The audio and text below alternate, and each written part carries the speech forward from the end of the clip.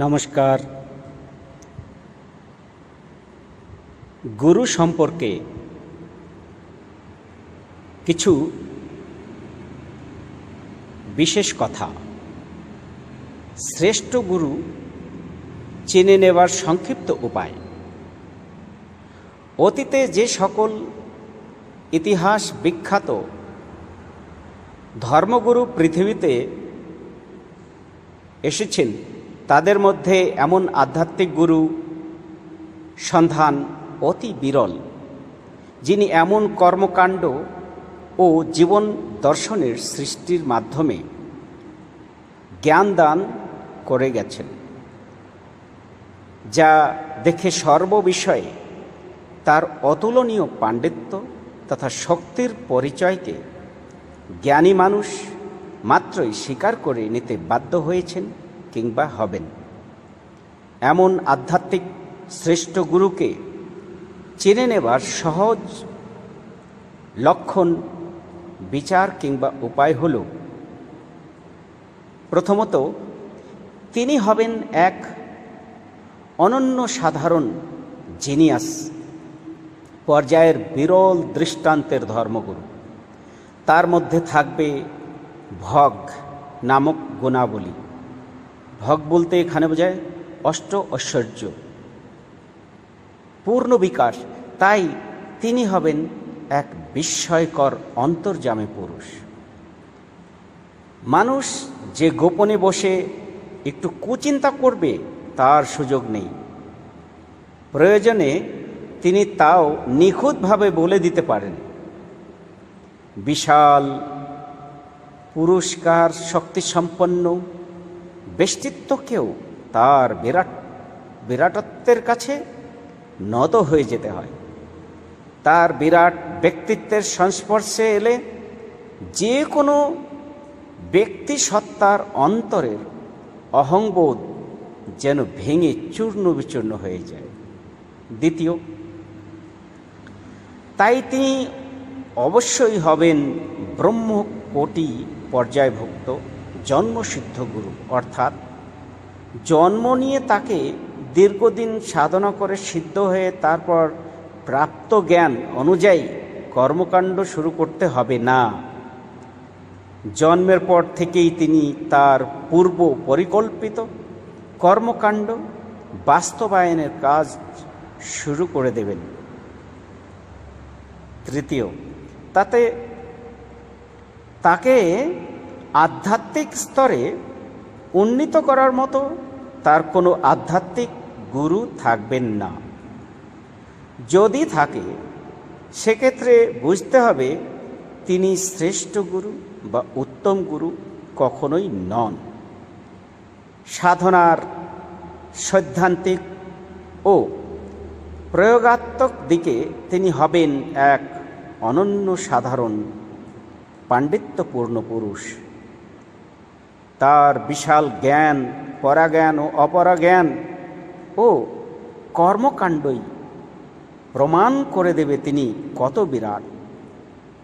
চতুর্থ, গুরুহীন এই সদ্গুরু মানব সমাজের এক চরম যুগ সংকট মুহূর্তে আবির্ভূত হয়ে সমাজের মানুষকে দিয়ে যাবেন যুগ উপযোগী সর্বশ্রেষ্ঠ জীবন দর্শন। জাগতিক, মানসিক, আধ্যাত্মিক ক্ষেত্রে ত্রিস্তরী ও সমস্যার সমাধান পাওয়া যাবে। তার দেয়া সেই সর্বশ্রেষ্ঠ তথা পূর্ণাঙ্গ জীবনবেদ। তান্ত্রিক গুরু হিসেবে গার্হস্থ্য জীবনযাপনের মধ্যে থেকেও তিনি জগতের মানুষকে দেখিয়ে দিয়ে যাবেন গার্হস্থ্য জীবনের সমস্ত দায়িত্ব পালন করেও ঈশ্বর প্রাপ্তি বা ব্রহ্ম সম্প্রাপ্তি কিংবা অনন্য সাধারণ জিনিয়াস ধর্মগুরু পর্যায়ে উত্তরণের ক্ষমতা অর্জন করা কোনো অসম্ভব ঘটনা নয়। সিক্সথ, তার জীবনধারায় কোনো কপটাচরণ, মিথ্যাচারিতা, কোনো প্রকার সামাজিক অন্যায়ের বিরুদ্ধে প্রতিবাদ করার মানসিকতা তার দর্শন আলোচনায় কোনো বিরুদ্ধাভাব জনিত কথা কিংবা সাম্প্রদায়িক ভাবধারার প্রচার লক্ষ্য করা যাবে না, কেননা তিনি হচ্ছেন সার্বভৌম তথা সর্বোচ্চ স্তরের আধ্যাত্মিক গুরু। সপ্তম, পৃথিবীতে আগত অতীত জ্ঞান ভাণ্ডারের জ্ঞান নিয়ে তিনি চর্বিত চর্বণ করেন না। পরাগানের বিষয়ে অধিকারী ও অপরাগানের সমস্ত শাখায় বিশারদ সেই গুরু মানুষকে অপরাজ্ঞানজাত সকল প্রয়োজনীয় জাগতিক জ্ঞানে দান করে যাবেন। এক ধর্ম ও এক জাতি ভিত্তিক এক মানব সমাজ গড়ে তোলার জন্য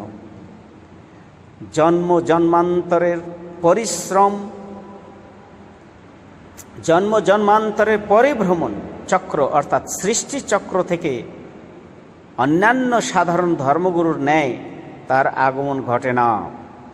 সৃষ্টি চক্রের নিয়মে সৃষ্টি চক্র থেকে আগমন তথা অবতরণের নাম সম্ভূতি। সৃষ্টি চক্রের বাইরে থাকা সেই সদ্গুরুর আগমন ঘটে সরাসরি সৃষ্টির উৎস থেকে। শ্রীমদ্ ভাগবত গীতায় যাকে বলা হয়েছে সৃজাম্যহম, অর্থাৎ পরম পুরুষ নিজেই নিজেকে সৃষ্টি করেন এক বিশেষ প্রয়োজন মেটাতে। তার সেই আগমন তথা অবতরণ করাকে বলা হয় মহাসম্ভূতি।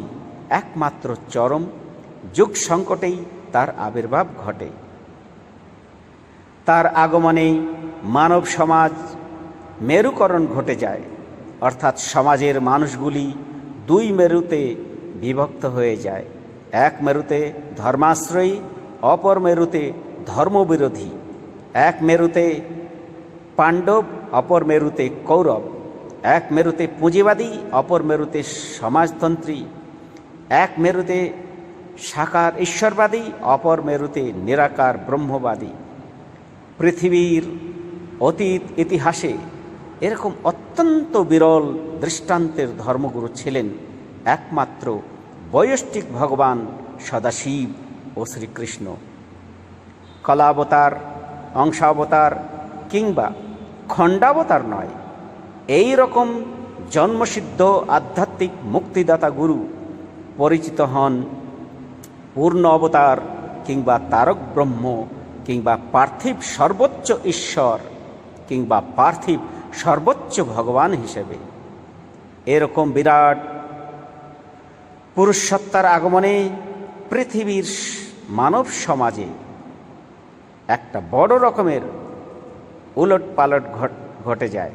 তাই অতুলনীয় সর্বশ্রেষ্ঠ পার্থিব সেই পুরুষসত্তাকে চিনে নিতে নিরহংকারী, বুদ্ধিমান তথা বিচারশীল মানুষের কোনো অসুবিধা হওয়ার কথা নয়। নমস্কার, ধন্যবাদ।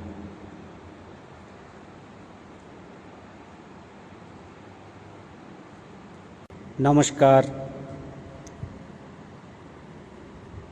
গুরু সম্পর্কে